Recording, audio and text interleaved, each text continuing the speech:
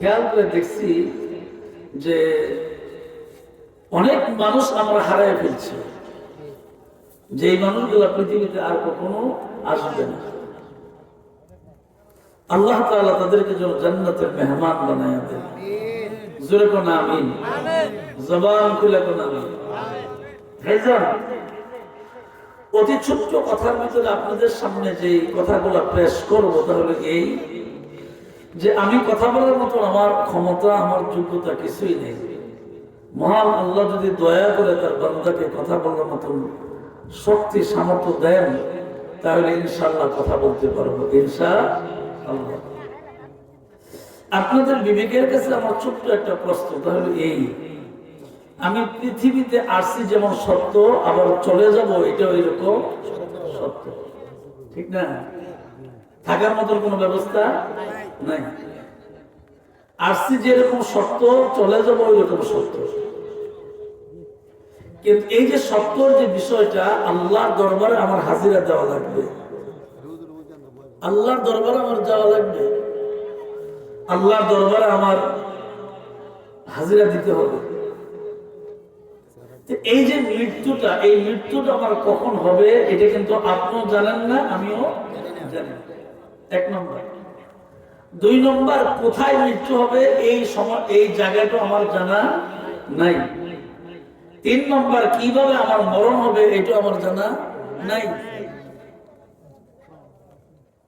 তাইলে আমার চার নম্বর, আমার কবরটা কোথায় হবে? আমার বাড়ি রাজনগর, আমার বাড়ি চণ্ডীদার, এই জায়গায় কবর হবে এটা কিন্তু আমি গ্যারান্টি দিতে পারি না।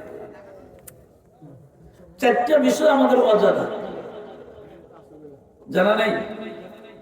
কোথায় মারা যাব, কোন সময় মারা যাব, কিভাবে মারা যাব, কবর কোথায় হবে, এই চারটা বিষয়ের উপরে আমাদের একটা অজানা। কথা বলেন ঠিক না? ঠিক, অজানা। এই অজানা বিষয়টা আল্লাহ তাআলা আমাদেরকে নবীর মাধ্যমে বোঝাইছেন, যেহেতু চারটা বিষয় তোমাদের অজানা, জানা নাই। এই জন্য কবরে আসার আগে আগে নেক আমল করে, ওয়ামিলুস সালিহাত, নেক আমল করে তুমি কবরে আসো। আমি আল্লাহ তোমাদের সঙ্গে ওয়াদা দিলাম, ফাদখুলি ফি ইবাদি ওয়াদখুলি জান্নাতি। যদি তুমি এই রকম ভাবে কবরে আসতে পারো, তোমার ঈমান এবং আমল যদি মজবুত হয়, তোমার যদি ঈমানটা এবং আমলটা মজবুত হয়, ভালো হয়, নেক আমল হয়, তো আমি আল্লাহ তোমাদেরকে ঘোষণা দিয়েছি, তোমাদের জন্য আমি আল্লাহ জান্নাতের দরজাগুলি খুলে দিব। তোমার যে দিকটা মনে চায় তুমি সেদিকে যেতে পারবে। এই কথার দ্বারা আপনাদের বিবেকে আছে। আমি আরেকটা প্রশ্ন করি, বলেন তো আল্লাহর দয়া কি বেশি না কম? বেশি। এই কথা চির সত্য। বেমালুম আল্লাহর দয়াকে আমরা ভুলে গেছি, এই জন্য নামাজ পড়তে রাজি না। আল্লাহর দয়া ভুলে গেছি, এই জন্য অনেকে নামাজ পড়তো। ইমাম সাহেব জুমার দিন আহ্বান করে, আমরা ওয়াজ মাহফিলে বলি, কিন্তু আল্লাহর দয়া যে এত বড়, বেমালুম এই দয়াটাকে ভুলে গেছে। যার কারণে নামাজ পড়ার কথা বললো, নামাজ পড়ছি না। সামনে মাহে রমজান, শাহরু রমাদানাল্লাযী উনজিলা ফীহিল কুরআন হুদাল লিন-নাস ওয়া বায়্যিনাতিন মিনাল হুদা ওয়াল ফুরকান। যে সুন্দর করে কোরআনে কারীম যে মাসে নাযিল হলো, গুরুত্বপূর্ণ সেই মাহে রমজান। দুর্ভাগা কপাল, আমাদের সমাজে এমন মানুষ আছে যারা রোজাও রাখে না, নামাজও পড়ে না, রোজাও রাখে না। আপনাদের কাছে আবারও বিবেকের কাছে প্রশ্ন করছি যে চারটা বিষয় যেহেতু আমার অজানা, কবরে যাওয়ার পরে আল্লাহ আমাকে তিনটা প্রশ্ন করবেন ফেরেশতার মাধ্যমে। মান রব্বুকা, তোমার রব কে? ওমান দীনুকা, তোমার দিন কি, ধর্ম কি? ওমান নবিয়ুকা, তোমার নবী কে? তো আমার ঈমান এবং আমল যদি মজবুত হয়, অটোমেটিক একটা মূর্খ মানুষ আরবিতে প্রশ্ন উত্তর দিতে পারবে। মনে করেন জীবনে আপনি পড়েনি না আরবি, কোরআন শরীফ পড়ার মতন আপনার সুযোগ হয় নাই, কিন্তু আপনি আলেমদের কথা শ্রবণ করে মসজিদের ইমামের সাথে ভালো সম্পর্ক রাখা থাকার কারণে নামাজ পড়ছেন, চোখের পানি ছেড়ে ছেড়ে কান্নাকাটি করছেন, গুনার জন্য মাফ চেয়েছেন, এই বিষয়গুলো আল্লাহর কাছে পছন্দ হয়ে আল্লাহ আপনাকে মাফ করে দিচ্ছে। সুবহানাল্লাহ। তাহলে এই যারা বোঝা যায় যে আল্লাহর দয়া অনেক বেশি, আল্লাহর দয়ার সাথে কোনো তুলনাই নেই। তো এখন আপনাদের কাছে আমার দাবি হলো এই চারটা বিষয়ে যেহেতু আমাদের অজানা, এই জন্য আমরা কবরে যাওয়ার আগে আগে যেইভাবে গেলে আল্লাহ এবং রসুল খুশি হবেন, যেইভাবে কবরে গেলে তিনটা প্রশ্নের উত্তর একেবারে সহজ দিতে পারবো, যেইভাবে কবরে গেলে আখিরাতে হাসর মিজান পৌঁছারাত আল্লাহ আমাদের জন্য সহজ করে দিবেন, এইভাবে কিছু আমল করার দরকার আছে। আপনাদেরকে বুঝবার জন্য ছোট্ট একটা ঘটনা বলি। হযরত সুলাইমান আলাইহিস সালাম বাইতুল মুকাদ্দাস মুসলমানদের প্রথম কিবলা উনি তৈরি করার দায়িত্ব নিয়েছিলেন। আপনারা জানেন মুসলমানদের প্রথম কিবলা বাইতুল মুকাদ্দাস। আল্লাহ বলেন সুবহানাল্লাযী আসরা বিআবদিহি লাইলাম মিনাল মাসজিদিল হারাম ইলাল মাসজিদিল আকসা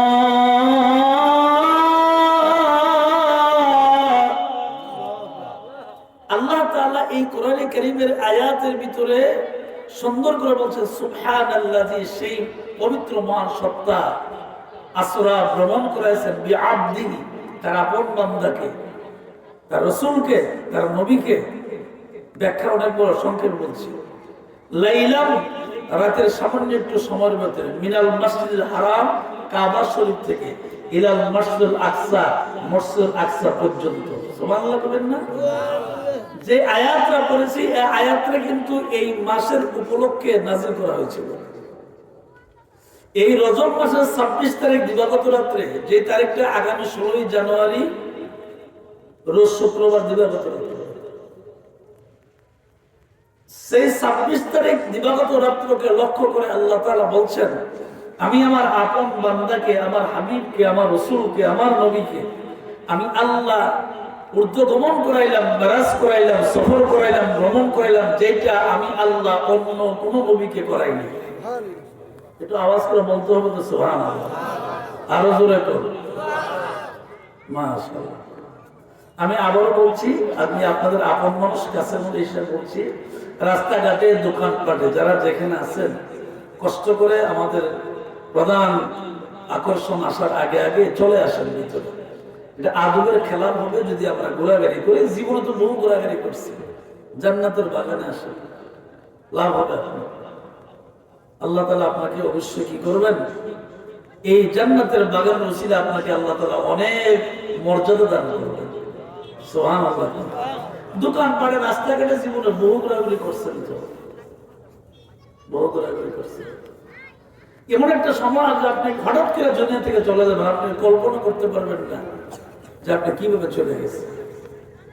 ইদানিং অনেক মানুষের মৃত্যু কিন্তু এইভাবে হইতেছে। আমাদের কাছে মানুষ অনেক কান্নাকাটি করে, কিন্তু কান্নাকাটি করে লাভ হবে কি? হায়াতের মালিক তো আল্লাহ, ঠিক কিনা? জোরে বল, ঠিক না? হায়াতের মালিক আল্লাহ। মওত কাসিন কুল্লু নাসিন সারিবু, মওত কাসিন কুল্লু নাসিন সারিবু, কবর বাইতিন কুল্লু নাসিন দাখিলু, কবর বাইতিন কুল্লু নাসিন দাখিলু, দুনিয়া মুসাফির খানা, কবর আখের ঠিকানা, দুনিয়া মুসাফির খানা, কবর আখের ঠিকানা, কোই আগে রওনা হয়, কোই পাছে রওনা, কোই আগে রওনা হয়, কোই পাছে রওনা। ঠিক নেই? একের পর এক চলে যাবে সিরিয়াল। তোমার সিরিয়ালটা কিন্তু আমাদের জানা নেই, কারণ কোনো কোনো সময় ভাগ্যক্রমে বাবা সন্তানের লাশ কাঁধে নিতে হয়। ভাগ্য হয় না এরকম? এই জন্য আপনার আমার মৌতের সময়টা জানা নেই। তো কত মানুষ কতভাবে আমাদের কাছে কান্নাকাটি করে এসে, আরে কয়দিন আগে আমার একজন ডাইরেক্ট কই দিয়েছে যে কেমনে আল্লাহ লয়ে গেল। আচ্ছা বলেন, মৌতের ব্যাপারে কি পৃথিবীর কারো কোনো হাত আছে? হাত নাই তো।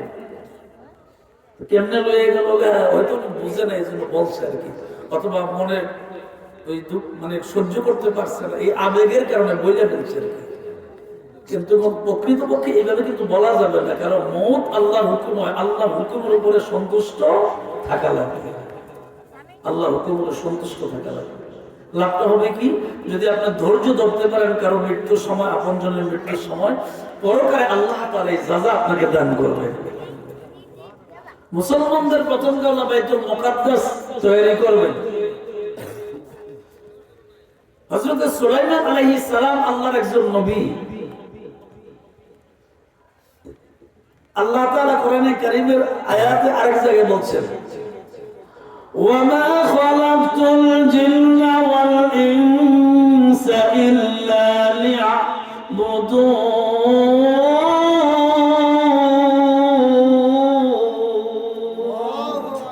এই আয়াতের দ্বারা আল্লাহ তাআলা আমাদের বুঝাইছেন যে আমি আল্লাহ মানুষ এবং জিন এই দুইটা জাতিকে বানাইছি আমি আল্লাহর ইবাদত করার জন্য, গোলামি করার জন্য, দাসত্ব করার জন্য।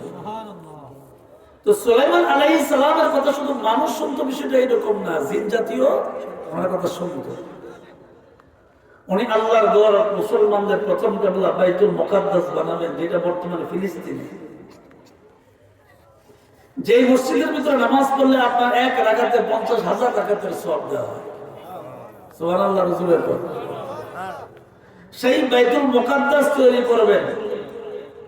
সুলাইমান আলাইহিস সালাম পৃথিবীর জমিন থেকে চলে যাবেন। কোন সময় যাবেন? সুলাইমান আলাইহিস সালাম কথা কোন নবী আলাইহিস সালামের জানা ছিল না, কোন মানুষের জানা নাই, কারো জানা নাই। একমাত্র মৃত্যুর সময় জানেন মহান আল্লাহ। যেরকম কে জানেন? আল্লাহ। যিনি বানাইছেন শুধু উনি জানেন যে কখন আপনার মৃত্যু হবে। আর মালাকুল মউত আজরাইল আপনার আমার মৃত্যুর 40 দিন আগে জানেন যে এই লোকটা মারা যাবে।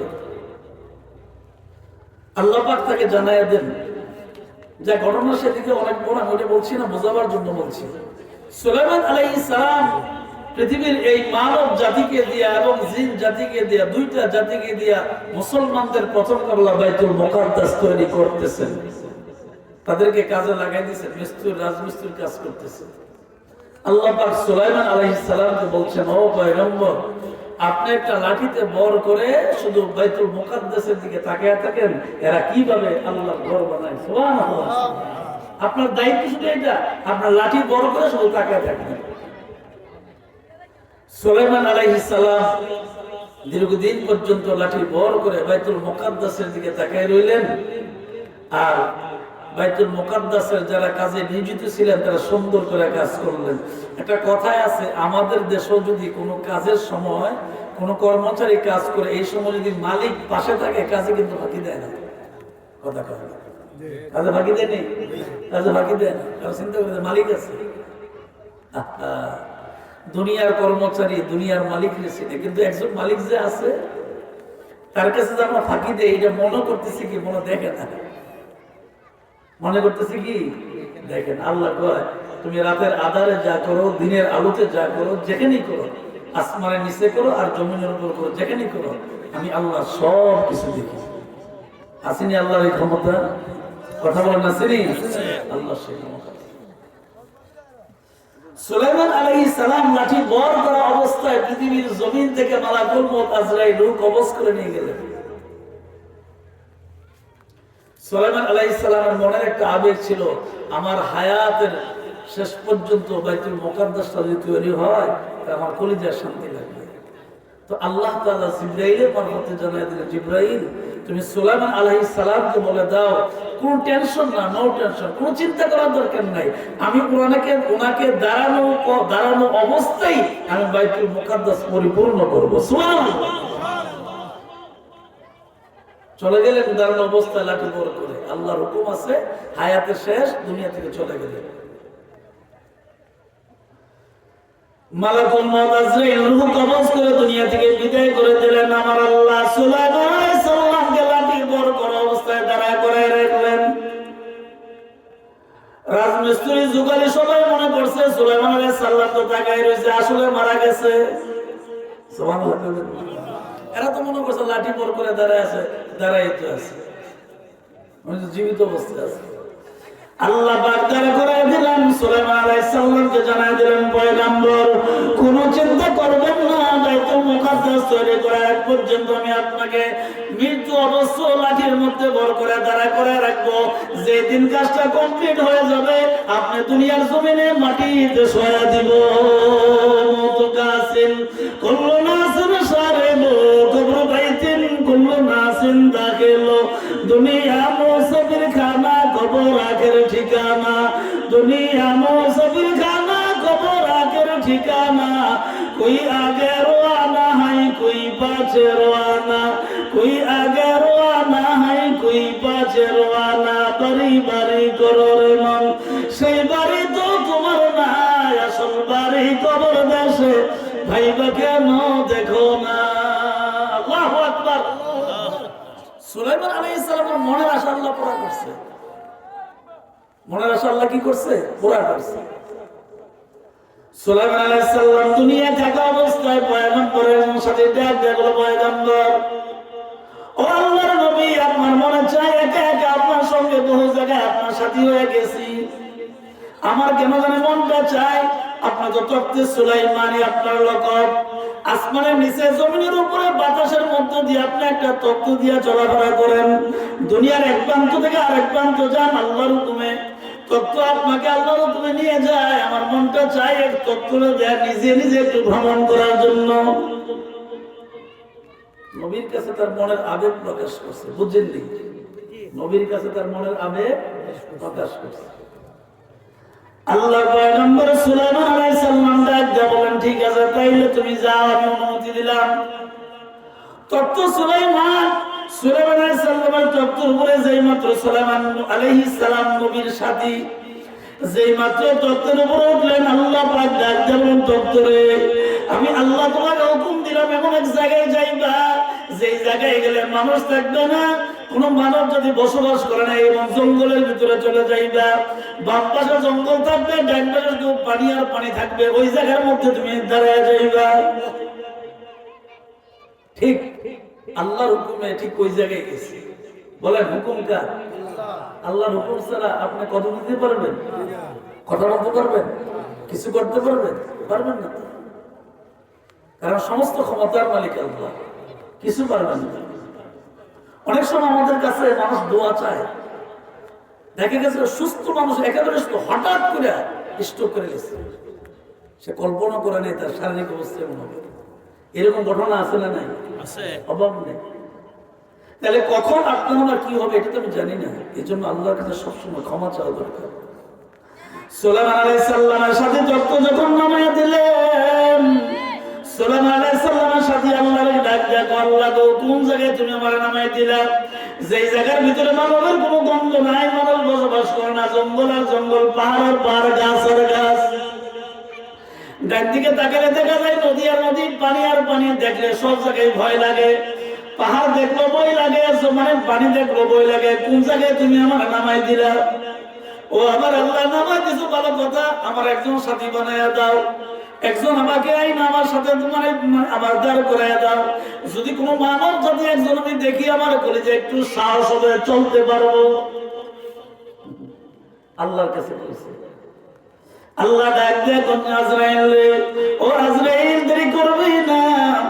মানবের স্বরূপ ধরে সুলাইমান আলাইহিস সালামের সাথে যে পাহাড়ে দাঁড়ায় আছে, জঙ্গলে দাঁড়ায় আছে, সুলাইমান আলাইহিস সালামের সাথীর কাছে গিয়ে দাঁড়ায় যাও। যেই মাত্র মানবের স্বরূপ ধরে গিয়ে দাঁড়াইলেন, সুলাইমান আলাইহিস সালামের সাথে একটা মানুষ দেখে খুব সাহস বাড়ছে। মানুষ দেখে সাহসটা বাড়ছে। এতক্ষণ আমি একা একা আছিলাম, এখন একজন সাথী আছে, পাইছি। জিজ্ঞাসা করছে, মা ইসমুকা, আপনার নাম কি? প্রশ্ন উত্তরকারী উত্তর দিয়েছে, ইসমু আনা মালাকুল মউত আজরাইল, আমার নাম মালাকুল মউত আজরাইল। যেই মাত্র পরিচয় পাইছে, ভয় আর আগের চেয়ে ভাইরা গেছে, কাঁপতে কাঁপতে কাঁপতে কাঁপতে শেষ। আল্লাহ যাইছে ইসলামের সাথী এমন একজনের পাঠাইছো যে মায়ের কুল থেকে শিশু নিয়ে যায়। মায়ের কুল থেকে শিশু নিয়ে যায়, এটা না মালাকুল মউত আজরাইল, তুমি তারে পাঠাইছো। আল্লাহ ডাক দেন, আজরাইল বলে দাও, একটা সেকেন্ড সময় দেওয়া যাবে না। সে তত্ত্ব সুলাইমানের উপরে একা একা চড়ার জন্য বলছে, সে বলে নাই, আমি আল্লাহ তার জবান দিয়ে বলাইছি। সুবহানাল্লাহ। আমি আল্লাহ তার জবান দিয়া বলাইছি, তার মরণ বাড়িতে হবে না, তার মরণ হবে এই জায়গায়, তো সেই জায়গায় আসা লাগবে না। এই জন্য আমি তার ওই জায়গায় পাঠাইছি, মরণ হবে তার এই জায়গায়। ও আজরাইল, দেরি করবি না, রূহটা তাড়াতাড়ি করে কবজ করে ফেলো, তার রূহ কবজ করে ফেলো। মালাকুল মউত আজরাইল আল্লাহর হুকুমে রূহ কবজ করে বিদায় হয়ে গেলেন। লোকটা ওই জায়গায় দুনিয়ার জমিন থেকে বিদায় হয়ে গেল। আপনার বিবেকের কাছে প্রশ্ন, লোকটা যদি জানতো ওই পাহাড়ে গেলে মারা যাবে, জীবনও তত্ত্বের মধ্যে উঠতনি। তাইলে আল্লাহর ইশারায়, আল্লাহর হুকুমে ওই জায়গায় যাওয়া লাগছে, জবান দিয়ে বের করছে, মরণ আল্লাহ তাআলা ওই জায়গায় দান করছে। তাইলে চারটা বিষয়ের উপর আমি যে কথাগুলি বলতেছিলাম, এবার বুঝে গেল মরণ কোন জায়গায় হবে জানা নাই, কিভাবে মরণ হবে জানা নাই, কবর কোথায় হবে জানা নাই, আমি কিছুই জানি না আমার মরণ কেমন ভাবে হবে। এই জন্য আমার আব্বা মরহুম মুফতি আল্লাহ সৈয়দ আব্দুল মান্নান পীর আব্বাজান এইভাবে বলতো, আরে আজরাইল আসিলে কারো কফিয়ত চলবে না, আর মরণের কথা মানুষ কেন স্মরণ করো না, আজরাইল আসিলে কারো কফিয়ত চলবে না, সে তো নামের আজরাইল, আরে কোন সময় কোন খানে যাইয়া হবে রে তাকির, স্ত্রী পুত্র স্ত্রী কুটুম সঙ্গে কেহই যাবে না, আজরাইল আসিলে কারো কফিয়ত চলবে না। ঠিক কিনা জোরে? তাইলে বোঝা গেল বাবা, চারটা জিনিসের উপর আমাদের অজানা, তাহলে আমাদের মতো অসহায় আসলে কেউ নাই। বাহাদুরি করি ভাব, বাহাদুরি করি ভাব, আসলে তো আমরা অসহায়। অসংখ্য নবীদের ভিতরে একজন নবীর নাম ছিল হযরত ইদ্রিস আলাইহিস সালাম। বলেন নাম কি? ইদ্রিস আলাইহিস সালাম। অসংখ্য নবীদের ভিতরে একজন নবীর নাম। 1,24,000 মতান্তর, 2,24,000 যাই বলেন না কেন, সমস্ত নবীদের ভিতরে একজন নবীর নাম ছিল ইদ্রিস আলাইহিস সালাম। সমস্ত নবীদের কাছে একজন ব্যক্তি ওহী নিয়ে আসছেন, ওনার নাম ফেরেশতা জিবরাইল আলাইহিস সালাম। আল্লাহর পক্ষ থেকে ওহী নিয়ে জিবরাইল আলাইহিস সালামের কাছে আসে। জিবরাইল আলাইহিস সালাম আল্লাহর পক্ষ থেকে ওহী নিয়ে পয়গম্বর ইদ্রিস আলাইহিস সালামের কাছে আসে। দীর্ঘদিন আসার ভিতরে জিবরাইল আলাইহিস সালামের সঙ্গে একটা ভালো মহব্বত হয়ে গেছে। এমন মহব্বত হয়েছে, সমস্ত নবীর সাথে জিবরাইলের মহব্বত ছিল, কিন্তু ওনার সঙ্গে একটু বেশি হয়েছে। ইদ্রিস আলাইহিস সালাম একদিন ডাক দেখো, জিবরাইল রে, আমার মনটা কেন জানে যে আসমান ভ্রমণ করার জন্য যাওয়া যাইবনি। সুবহানাল্লাহ। আমার মনটা চাইতেছে একটু আসমান আকাশ ভ্রমণ করার জন্য যাওয়া যাইবনি। জামানার পয়গম্বর ইদ্রিস আলাইহিস সালামের চেহারার দিকে তাকায় জিবরাইল ডাকতে বলে, পয়গম্বর, আমি বলতে পারবো না, আমার মালিককে জিজ্ঞাসা করি, মালিক যদি বলে তাহলে তোমাকে বলে দিব। আল্লাহ যদি বলে তাহলে আপনাকে আমি জানাবো, এই ব্যাপারে আমার জানা নাই তো, আমি তো ওই নিয়ে আসি, যখন যা বলে তা নিয়ে আসি। আমি তো কিছু বলতে পারবো না, আপনি আসমানে যাইতে পারবেন কি পারবেন না একদম আমার জানা নাই।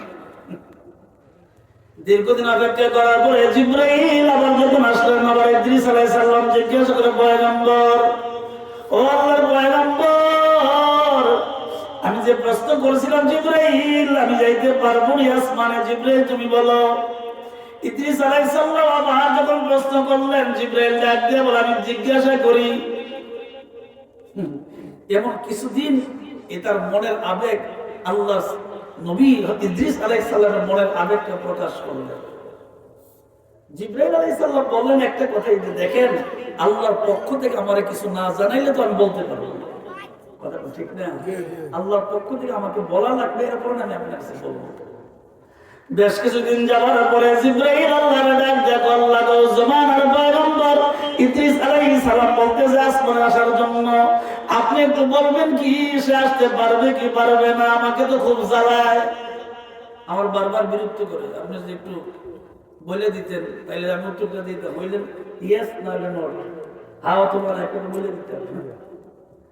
আল্লাহ পাক দেখো, ও জিবরাইল দেরি করবি না রে জিবরাইল, যা আমার পয়গম্বরকে বলে রেডি হইতে, রেডি হওয়ার জন্য বলো, আমি আল্লাহ আসমানে তুলে নিয়ে আসবো। জিবরাইল আলাইহিস সালাম বলেন যে আসমানে আসার জন্য রেডি হইতে বলো। জিবরাইল এসে গো আল্লাহ কইছে আমরা আসমানে যাইতে, আমরা যে মনটা চাই বারবার চলেন যাই। জিবরাইল আলাইহিস সালাম সাথে করে নিয়ে আসমানে চলিয়া যায়। যাইতে যাইতে যাইতে আসমানে যাওয়ার পরে, চতুর্থ আসমানে যাওয়ার পরে একটা চেয়ারের মধ্যে বলছেন, ও পয়গম্বর আপনি একজন নবী, আমি ফেরেশতা জিবরাইল, সম্মান বেশি আপনার, এই জন্য আপনি চেয়ারটাতে বসার অপেক্ষা করেন, কিছুক্ষণ পরে এসে আবার কথা বলবো। জিবরাইল একটা টেবিল সামনে রেখে চেয়ার একটা বসাই দিয়ে ইদ্রিস আলাইহিস সালামের বসাই দিয়ে চলে গেছে। ইদ্রিস জমানার পয়গম্বর ইদ্রিস আলাইহিস সালাম তাকে দেখে সামনে একটা অনেক বড় ঘর দেখা যায়, দরজা জ্বালানো বন্ধ, ভিতরে কি আছে কিছুই জানা নাই, দরজা জ্বালানো সম্ভব কিছুক্ষণ ইদ্রিস আলাইহিস সালাম অপেক্ষা করার পরে তাকে দেখে দরজা খুলছে। দরজা খুলতে দেরি হয়েছে রে, মালাকুল মউত আজরাইলের সঙ্গে সাক্ষাৎ হইতে দেরি হয় নাই। ইদ্রিস আলাইহিস সালাম বুঝে লিছে এটা তো ফেরেশতা আজরাইল নয়, কারণ নবীরা তো চিনে, তাদের তো এই ক্ষমতা আল্লাহ দিচ্ছে। মালাকুল মউত আজরাইল পাশে এসে পড়ছে। ইদ্রিস আলাইহিস সালাম ডাক দিয়ে বলে, ও আজরাইল, সময় কি হয়ে গেছে, নাইলে কেন আমার পাশে আপনি বসলেন? মালাকুল মউত আজরাইল ডাক দিয়ে কয়, জমানার পয়গম্বর, আপনি জবান দিয়ে বারবার আসমানে আসার কথা বলছেন, এটা আপনি নিজে বলেন নাই, আল্লাহ আপনারে বলাইছে।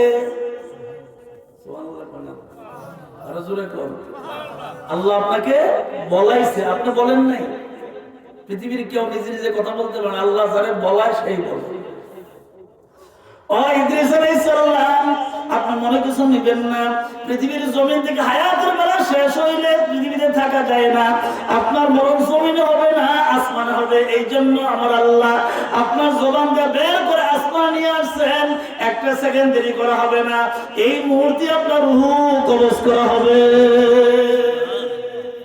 আপনার বিবেকের কাছে আমার একটা প্রশ্ন, ইদ্রিস আলাইহিস সালামকে জানতো নি যে আসমানে গেলেই মরণ হবে? কথা কয় না, জানতো? জানতো। মওত কাসিন কুল্লু নাসিন শারিবু, মওত কাসিন কুল্লু নাসিন শারিবু, কবর বাইতিন কুল্লু নাসিন দাখিলু, দুনিয়া মুসাফির খানা, কবর এর ঠিকানা, কোই আগে রওনা হয় কোই পাছে রওনা। ইদ্রিস আলাইহিস সালামকে আল্লাহ পাক দুনিয়া থেকে নিয়ে গেলেন, এমনি ভাবে সমস্ত নবীদেরকে আল্লাহ পাক নিয়ে গেলেন, শুধু জীবিত রাখলেন ঈসা আলাইহিস সালামকে। সুবহানাল্লাহ বলেন। একটু কষ্ট করে আবারও বলবো, দাঁড়ায় থাকেন না, প্যান্ডেলে এসে বসেন, দাঁড়ায় থাকলে এটা খারাপ দেখা যায়। আমার পরে যিনি ওয়াজ করবেন উনি তো অনেক বড় আলেম, সুমধুর কণ্ঠে ওয়াজ করেন, আমি তো আপনাদের এলাকার সন্তান, আপনারা বসলে সুন্দর লাগবে, উনিও এসে দেখবে যে না প্যান্ডেলে মানুষ বসছে, ভালো লাগবে দেখবে। একটু কষ্ট করে বসে একটু জিকির করেন, লা ইলাহা ইল্লাল্লাহ, লা ইলাহা ইল্লাল্লাহ, জবান হইলা লা ইলাহা ইল্লাল্লাহ,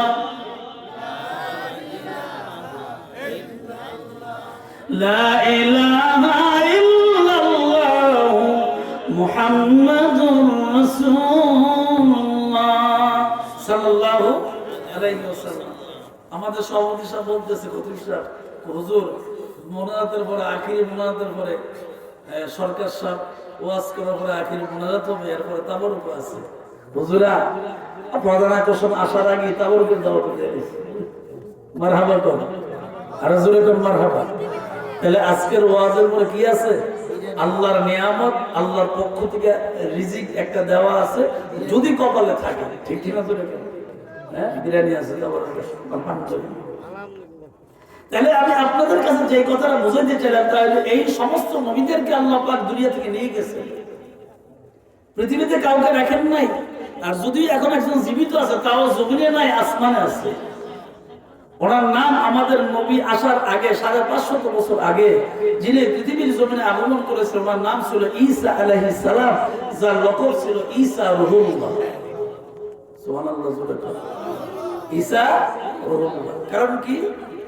ঈসা রুহুল্লাহ নাম হওয়ার কারণ হলো, অনেকগুলা কারণের ভিতরে একটা কারণ হলো যে উনি আল্লাহ পাক ওনাকে পৃথিবীতে পাঠাইছেন, ওনার বাবা ছিল না, মানে ওনার মা ছিল, মার কোনো স্বামী ছিল না। বিনা স্বামীতে মায়ের গর্ভে আল্লাহ তাআলা ঈসা আলাইহিস সালামকে পিতা ছাড়া দুনিয়াতে পাঠাইছে। এই জন্য বলা হয় ওনার রূহটাকে বলা হয় আল্লাহর দেওয়া খাস রূহ। এই জন্য ওনার নাম রুহুল্লাহ, আল্লাহর পক্ষ থেকে খাস রূহ দেওয়া হয়। ওনার তো বাবা নাই, ওনার মায়ের কোনো স্বামী নেই। পৃথিবীর বিচিত্রময় ঘটনা যে দাম্পত্য জীবন ছাড়া, বিয়ে ছাড়া, পুরুষের ছোঁয়া ছাড়া আল্লাহ তাআলা সন্তান দান করতে পারে, এই ক্ষমতা আল্লাহর আছে। আল্লাহর কাছে ডাক দেন, আল্লাহ গো, ও আমার আল্লাহ, মনটা চায় আখির নবীর উম্মত হওয়ার জন্য। জমানার পয়গম্বর বানাইছো, নবী বানাইছো, কোনো দুঃখ নাই, কলিজা ভরে গেছে, ঠান্ডা হয়ে গেছে, কিন্তু আমার মনটা কেন জানে চায় আখির নবীর উম্মত হওয়ার জন্য। যদি তুমি দোয়াটা কবুল করতা। আল্লাহ ওয়ালা ব্যক্তির দোয়াই তো আল্লাহ কবুল করে, আর তারা তো আল্লাহ নবী। নেককার মানুষের দোয়াই তো আল্লাহ কবুল করে, খালি হাতে ফিরে যায় না। আর এইবারের মরহুম পীর সাহেব কেবলা যারা ছিল, আমাদের জানা যত কয়েকজনকে আমরা দেখছি, আমি দেখছি। আমাদের মুরব্বী কারি আবু তালেব সাহেব, যদিও ওনার বাড়ি অতীতে অনেক দূরে ছিল, কিন্তু দীর্ঘদিন এই এলাকায় উনি আছেন আমাদের পাশে। উনিও দেখছেন, উনিও জানেন, আপনারা যারা মুরব্বী তারাও জানেন। মাসিয়াতের মরহুম পীর সাহেবরা যারা দেখছেন, তাদের দোয়া করলে আল্লাহ সাথে সাথে দোয়া কবুল করতো। সতরের হুজুর প্রফেসর আব্দুল খালেক রহমতুল্লাহ আলাই দোয়া করলে আল্লাহ দোয়া কবুল করতো। তারা যদি দোয়া করলে দোয়া কবুল হয়, তো আল্লাহর নবী দোয়া করলে দোয়াটা কি কবুল হবে না? সুবহানাল্লাহ বলবেন না? ঈসা আলাইহিস সালাম আল্লাহর ডাক দেন, আল্লাহ জমানার পয়গম্বর বানাইছো, নবী বানাইছো, বড় সম্মান দান করছো, কোনো সমস্যা নাই, ভালোই হইছে, কিন্তু আমার কেন করে মনটা চায় আখির নবীর উম্মত হওয়ার জন্য। দীর্ঘদিন পর্যন্ত দাওয়াত দিলেন, মানুষগুলো তার দাওয়াত কবুল করে না, কষ্ট পাইছে। শেষ পর্যন্ত জাতি ওনাকে মারার জন্য প্রস্তুতি নিচ্ছে, ওনাকে মেরে ফেলবে। ঈসা আলাইহিস সালাম যে গর্তের ভিতরে বসেছেন, চতুর্দিক দিয়া ওই জমানার মানুষগুলো নবীকে মারার জন্য উঠ পেতে আছে, চতুর্দিক দিকে দাঁড়াইছে। আল্লাহ ডাক দেখো, জিবরাইল রে, ঈসা আলাইহিস সালামের দোয়া কবুল হয়ে গেছে, জিবরাইল দেরি করবে না। আমার পয়গম্বর ঈসা আলাইহিস সালাম যে গর্তের মধ্যে বসে রয়েছে, ওই গর্তের ছাদের বিল্ডিং এর ছাদরা ছিদ্র করবা, গোল আকারে সুন্দর করে ছিদ্র কইরা আমার ঈসা আলাইহিস সালামকে আসমানে নিয়ে আসবা। কারণ উনি দোয়া করছে না কিন্তু উম্মত হওয়ার জন্য। তুমি আসমানে নিয়ে আসো, আসমানে দীর্ঘদিন পর্যন্ত থাকবে। কিয়ামতের আগে আমি আল্লাহ ঈসা আলাইহিস সালামকে দুনিয়ায় পাঠাবো নবীর উম্মত বানায়া। কি বানায়া? নবীর উম্মত বানায়া। আল্লাহ, শুধুমাত্র সেই ঈসা আলাইহিস সালাম জীবিত অবস্থায় আসমানে আছে। এর কারণ কি? এর কারণ একটাই, যে আল্লাহ তাআলা ওনার দোয়াটা আল্লাহ কবুল করছিলেন, ওনার মনে একটা আবেগ ছিল। সমস্ত পয়গম্বরদেরকে আল্লাহ পাক দুনিয়া থেকে নিয়ে গেলেন, এক এক নবীর অবস্থা এক এক রকম ছিল, বিভিন্ন ভাবে আল্লাহ পাক দুনিয়া থেকে নিয়ে গেলেন। আপনার বিবেকের কাছে আমার একটা প্রশ্ন, আল্লাহ যাদেরকে অনেক সম্মান দিয়ে দুনিয়াতে পাঠিয়েছেন তারা হলো আল্লাহর নবী। আল্লাহ নবী, এত সম্মান দিয়ে আল্লাহ কাউকে বানান নাই। আর এর ভিতরে সর্বশ্রেষ্ঠ সম্মান দিয়েছেন মুহাম্মদুর রাসূলুল্লাহ সাল্লাল্লাহু আলাইহি ওয়াসাল্লাম। এত সম্মান, এত ইজ্জত আল্লাহ পাক কাউকে দান করে নাই, মানব কুলে সৃষ্টি জগতের কাউকে দান করে নাই। وَمَا أَرْسَلْنَاكَ إِلَّا رَحْمَةً لِلْعَالَمِينَ।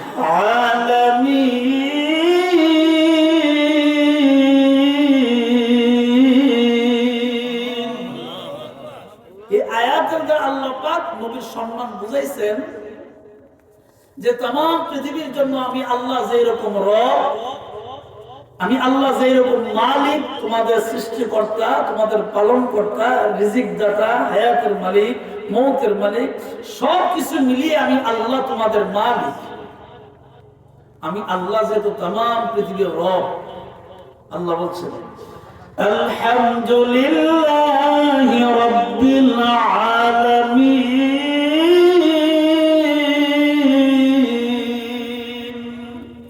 সমস্ত কিছু রব একজন, জোরে বলেন না, নাম কি?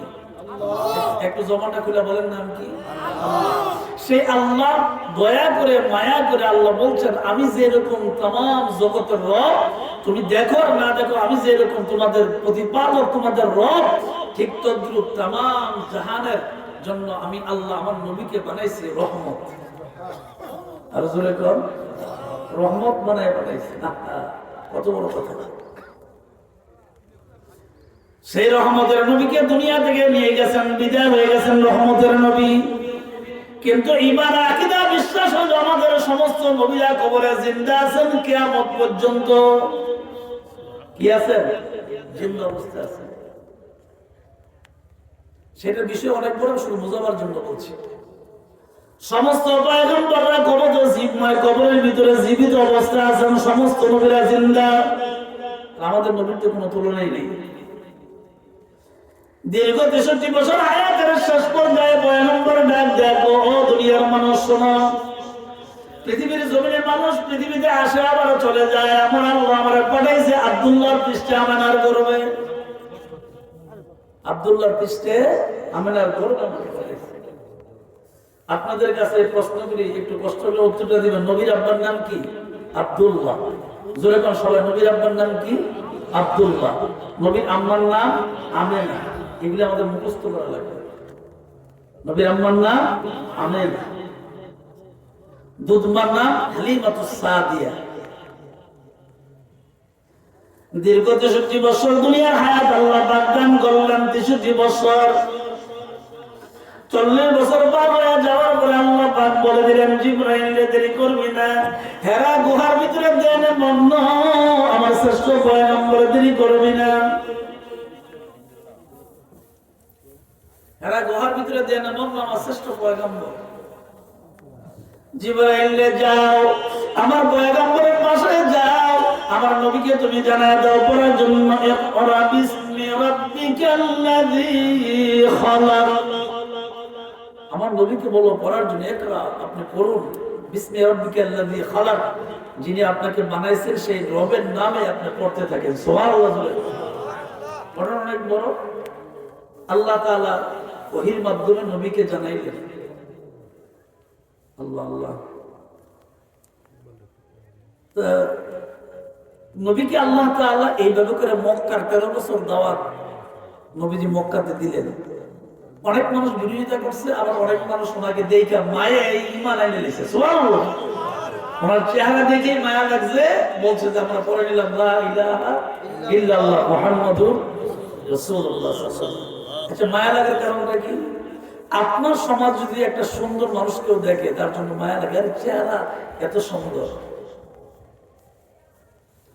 তোমার সৃষ্টি যদি হয় এত সুন্দর, না জানি তুমি আল্লাহ কত সুন্দর, আল্লাহ কত সুন্দর।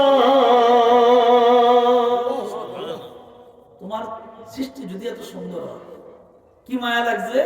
নবীজির চেহারা মুবারকের দিকে তাকায় অনেক কাফেররা বলছে, যারা পরে ঈমান আনছে তারা বলছে যে এমন চেহারা কি মানুষের হইতে পারে নাকি? সুবহানাল্লাহ, সুবহানাল্লাহ।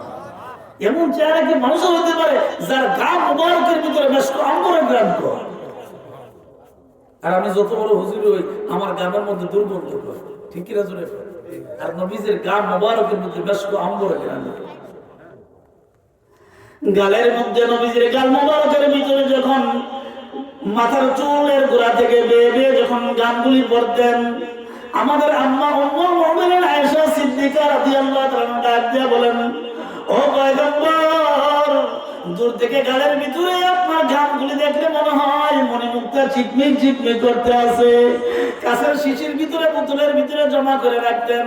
পারিবারিক কোনো দাওয়াতের অনুষ্ঠানে পর্দা সহকারে যখন নবীজি মানে পরিবারের সবাই কিনে বের হইতেন, তারা বলতো নবীজির গাম মুবারক গুলাকে আমরা মেশক আম্বর আতর হিসেবে ব্যবহার করতাম। এই নবীরে দেখলে বুঝি মায়া লাগতো না? মুসলিম ইমামরা দেখলে মায়া লাগে, কারণ উনি তো আল্লাহর শ্রেষ্ঠ পয়গম্বর।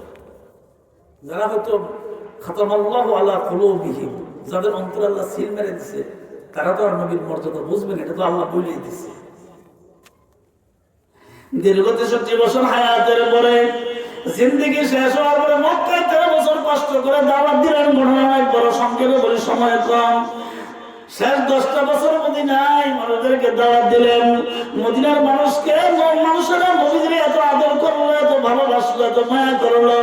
জীবনের সর্বপ্রথম 63 বছর জিন্দেগির 53 বছর বয়সে যেই মাত্র মক্কা থেকে মদিনায় পদার্পণ করলেন, কদম দিলেন, মদিনার ছোট ছোট বাচ্চাগুলা ডাক বলে, আল্লাহর পয়গম্বর, দীর্ঘদিন পর্যন্ত আপনার নাম শুনি, চোখে দেখি নাই। আপনি আমাদের সঙ্গে ওয়াদা দিবেন গো নবীজি, আমাদেরকে চাইলে আর কখনো মক্কায় যাবেন না। ওই দিন নবীজি এত কাঁদছিলেন, ইতিহাস সাক্ষী। নবীজি সিরাতুন নবী সাল্লাল্লাহু আলাইহি ওয়াসাল্লাম জীবনী পড়ে দেখেন, নবীর জীবনী আছে তো পড়ে দেখেন। উনি এমন কাঁদছিলেন, কি বলছিলেন?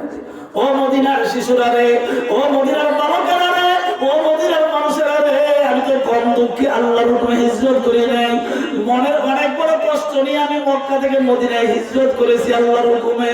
মদিনার বালকেরা রে, শিশুরা রে, আমি কি জানতাম তোরা আমাকে দেখলে এত আদর করবি, এত আদর করবি। জানলে রে মক্কায় কোনদিন এতদিন আমি থাকতাম না।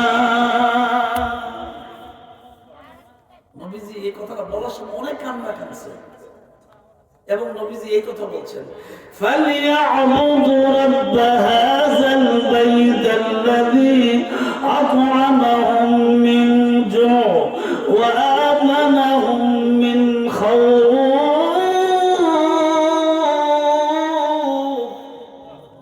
জবান খুলে বলুন আল্লাহু আকবার, আরো জোরে আল্লাহু আকবার। নবীজি বলছেন, ও মদিনার বাচ্চারা রে, আমি যখন কাবার পাশে উটের উপরে আরোহণ করি, জিবরিল আমার সঙ্গে, আমি যখন কাবার কালো গিলাফের দিকে তাকাইছি, আমার খুব কষ্ট হয়েছে। কেন? কালো গিলাফের দিকে তাকাই এমন কাঁদছি, মদিনার বাচ্চাদের শোনো, কাবা ঘরের গিলাফের দিকে তাকাই বলছি, কাবা রে, আমার মনটা তো চাই না তোরে ছেড়ে আমি চলিয়া যাই। আমার উম্মত গুলো 1 রাকাত নামাজ পড়লে 1 লক্ষ রাকাতের সওয়াব হয়। সুবহানাল্লাহ বলেন না? কাবা শরীফে উম্মত, নবী না কিন্তু উম্মত, আপনি আমি কিয়ামত পর্যন্ত কাবা শরীফের সামনে 1 রাকাত নামাজ পড়লে সাথে সাথে আল্লাহ ডাইন কাদের ফেরেশতা দিয়ে আমলনামা 1 লক্ষ রাকাতের সওয়াব দিবে। নবীর কি মনটা চাইনি, এটা চাইয়া দিতে হবে। উটের উপর আরোহণ করে বারবার নবীজি পেছন দিকে তাকায় আর বলে, ফালিয়া'বুদু রাব্ব হাযাল বাইত, কাবার মালিক, আমার কি মনটা চাই কাবা ঘর ফেলে দিয়ে যাইতে, আমার মন চায় না, কিন্তু কি করব? আল্লাহ তোমার হুকুমে, কাবার মালিক রে, তোমার হুকুমে চলিয়ে যাই, মন তো চায় না। মদিনার বাচ্চারা রে, আমি কাবা ঘরের কালো গিলাফের দিকে তাকাই এমন কান্না কাঁদছি, তোমরা যদি নিজ চোখে দেখতে সহ্য করতে পারতে না। নবী গো, আমরা আপনার উম্মতের জন্য যা করছেন, রাজনগর মাহফিল থেকে আমরা স্পষ্টভাবে বলবো, আপনি উম্মতের জন্য যে পরিশ্রম করছেন, যে শ্রম দিচ্ছেন, আপনার এই মূল্যবান শ্রমের কোনো মূল্য দেওয়ার মতন আমাদের কোনো ক্ষমতা নাই, আমাদের কিছুই নেই। শুধুমাত্র আল্লাহর কাছে বলবো, আল্লাহ মদিনার পয়গম্বর উম্মতের জন্য যে কষ্ট করছেন, কিয়ামতের দিন নবীর পাশে দাঁড়াইয়া জবাব দিতে পারবো না। শুধুমাত্র বলবো, মদিনার নবী গো, উম্মতের জন্য এত কষ্ট করছেন, কবর হাসর মিজান পৌঁছাতে উম্মতের ভুইলা যাবেন না। নবী গো, উম্মতদেরকে আপনি ভুইলা যাবেন না। এই কথা যত বেশি বলবে নবীর মায়া লাগবে। কিয়ামতের দিন কবর, হাসর, মিজান, ফুলচরাতে সকল জায়গায় নবীর ডাক দিলেই পাওয়া যাবে। জোরে করে সুবহানাল্লাহ। নবীর দরকার আছে না? এই নবীর দরকার আছে না আমাদের? আল্লাহ তাআলার যেই রকম প্রয়োজন, রবের যেই রকম প্রয়োজন, রবের মনোনীত শ্রেষ্ঠ নবীরও আমাদের জন্য প্রয়োজন। ঠিক কিনা? জোরে জীবনের শেষ 10টা বছর মদিনায় কাটানোর পরে হঠাৎ করে দরজার ভিতরে কে জানে ডাক দিছে, দরজা খোলো। নবী অসুস্থ, কখনো জ্ঞান আসে, কখনো আবার জ্ঞান চলে যায়, কখনো জ্ঞান ফিরে আসে আবার চলে যায়, আবার ফিরে আসে আবার চলে যায়। এমন অবস্থায় নবী বিছানার ভিতরে শোয়া, পরিবারের সবার সঙ্গে কথাবার্তা বলতেছে। দরজায় কে জানে লক দিছে, এইভাবে আস্তে করে লক দিছে, এইভাবে টাচ করছে। নবীজি কলিজার টুকরা মেয়ে ফাতেমাকে ডাক দেবে, ফাতেমা রে দরজা খুলে দেরি কইরো না, আমি শোয়া থেকে উঠতে পারি না, দরজা আমি খুলতে পারবো না, তুমি যাও দরজাটা খুলে দেখো তোমার বাবার কাছে কে আসছে। ইয়া মুহাম্মদ পিয়ারা নবী এসো নিরালা, ইয়া মুহাম্মদ পিয়ারা নবী এসো নিরালা, আরে তোমার জন্য কাঁদে নবী বৈশা নিরালা, তোমার জন্য কাঁদে নবী বৈশা নিরালা, ইয়া মুহাম্মদ পিয়ারা নবী এসো নিরালা। উম্মত যত বেশি বেশি দুরূদ শরীফ পড়বে, যত বেশি বেশি নেক আমল করবে, নবী তত বেশি বেশি উম্মতের কাছাকাছি আসবে। সুবহানাল্লাহ। রাসূল আমরা তো বলতে পারি না, আর কি বুঝাইতে পারি না, বলতে পারি না, এইজন্য আমাদের সমস্যা। আল্লাহ আল্লাহ। মাওলানা মুবারকুল্লাহ সাহেব ফতিপুর কেন্দ্রীয় জামে মসজিদ ইমাম সাহেব স্টেজে আসেন। আল্লাহ আমাদের কবুল করুন, বলেন আমিন। নবীজি কলিজার টুকরা ফাতেমা, শুধু উনি মেয়ে না, নবীজি বলছেন সে আমার শরীরের একটা অংশ। এটা ঘটনা অনেক বড়, সেদিকে যাওয়ার সময় নাই, সংক্ষেপে যেটা বলি তাহলে মুহাম্মদ রাসূলুল্লাহ সাল্লাল্লাহু আলাইহি ওয়াসাল্লাম বলছেন ফাতেমা দরজাটা খুলো। দরজা খুলতে গিয়ে দরজা খুলছে, দরজা খোলার পূর্ব মুহূর্তে দরজাটা খুলবেন এমন সময় নবীজি ডাক দেখো ফাতেমা রে, সাবধানে ফাতেমা দরজা খুলবা ঠিক। মদিনার কোন পুরুষ যাতে তোমার চেহারা না দেখে দরজার আড়ালে, দরজার যে পাটটা আছে পাটটার আড়ালে দাঁড়ায় থাকবা, কেউ যাতে তোমার চেহারা না দেখে। কারণ আমি আব্বা ছাড়া, তোমার স্বামী ছাড়া মদিনার কোন ভিন্ন পুরুষ তোমার চেহারা দেখে নাই, তোমার চেহারা দেখে নাই। সাবধানে ফাতেমা। দরজা ফেলে দাঁড়িয়ে রয়েছে, কোনো কথা কয় না, দরজা ফেলে দাঁড়িয়ে রয়েছে, কোনো কথা বলে না। আল্লাহ নবী বিছানা থেকে ডাক দিলেন ফাতেমা রে, দরজা খুলে দাঁড়াই রইছ দরজার আড়ালে, কিন্তু তুমি কোনো কথা বলো না, কে আসছে কোনো কিছু বলো না। কারণটা কি?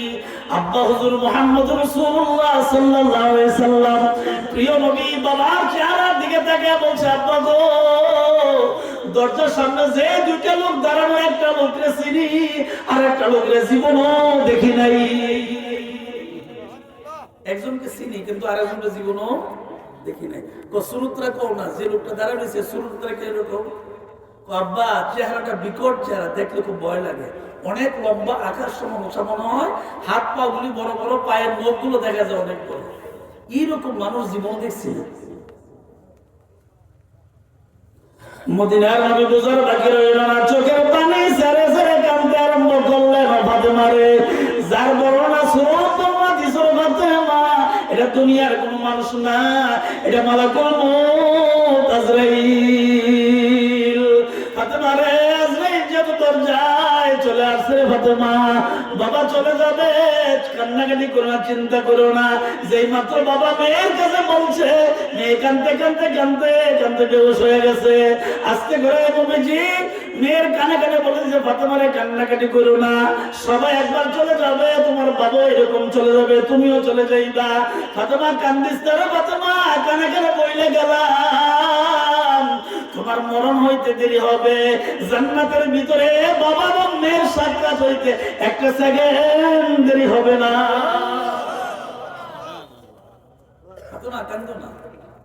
এই হঠাৎ এত কান্নার ভিতরে উনি মুস্কি আসে দিলেন, ওই যে জান্নাতের খবর পাইছে।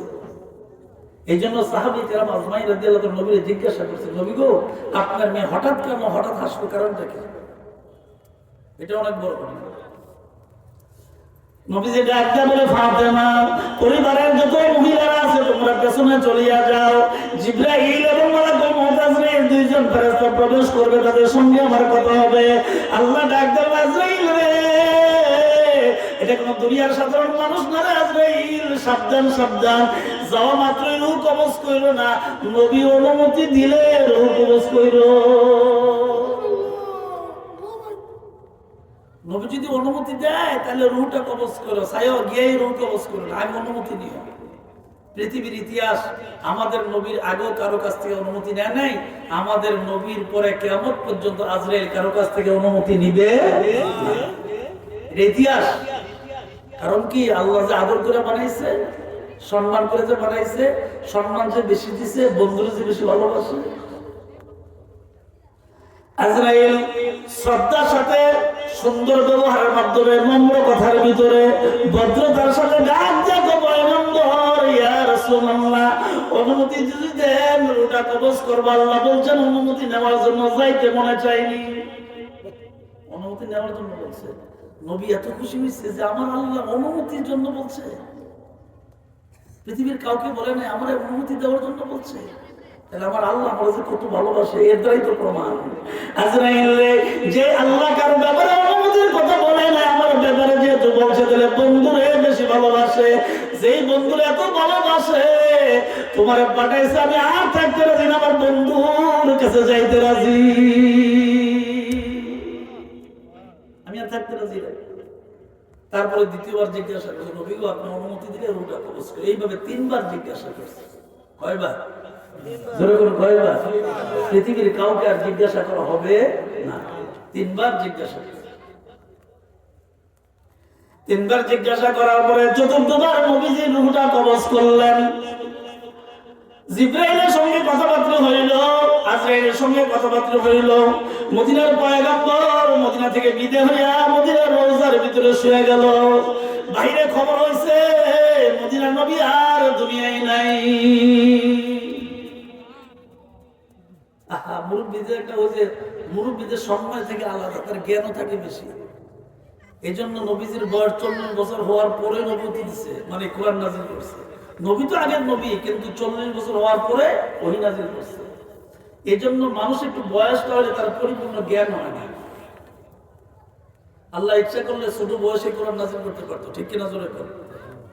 পরিপূর্ণ বয়স হওয়ার পরে জ্ঞানী হয়।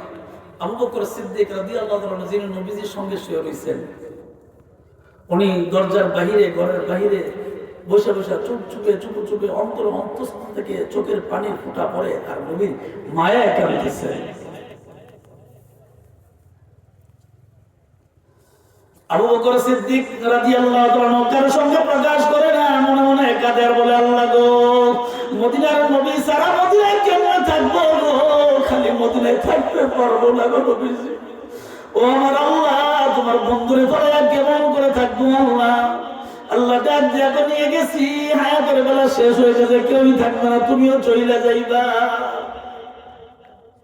চোখের পানি ছেড়ে ছেড়ে নিজুম গভীরে মুরব্বী কাঁদে, দাড়িগুলা সাদা, মাথার চুলগুলা সাদা। আবু বকর সিদ্দিক রাদিয়াল্লাহু তাআলা চোখের পানি ছেড়ে নবীর মায়ায় কাঁদতেছে। দ্বিতীয় খলিফা হযরত ওমর বিন খাত্তাব রাদিয়াল্লাহু তাআলা রাগ ছিল বেশি, তো রাসূলের রাগ ছিল অনেক বেশি, উনি সহ্য করতে পারে না। কিন্তু যে এরকম রাগ ছিল, আমরা এরকম করছে, উনিও জান্নাতের মেহমান হয়ে গেছে। সুবহানাল্লাহ। রাসূলের রাগ কাজে লাগাইছে, রাগটা বিফলে যায় না। ওমর বিন খাত্তাব রাদিয়াল্লাহু তাআলা মাথা মানে কাঁধে যখন বসলো, মদিনার নবী আর মদিনায় নাই, চলে গেছে। মদিনার মানুষদেরকে ডাক দিয়ে বলে, কে রে? বলে মদিনার নবী মারা গেছে, চলে গেছে। কে? বলে আমার হাতের যে তলোয়ারটা আছে, একটা কুপ দিব, দেহ থেকে গর্দান আলাদা করে ফেলবো। কে বলছে রে মদিনার নবী মারা গেছে? চিৎকার দিয়ে বলছে, দেহ থেকে কাল্লা আলাদা করে ফেলবো। আবু বকর সিদ্দিক রাদিয়াল্লাহু তাআলা মুরব্বী মানুষ, তো জ্ঞান বেশি, বুদ্ধি বেশি।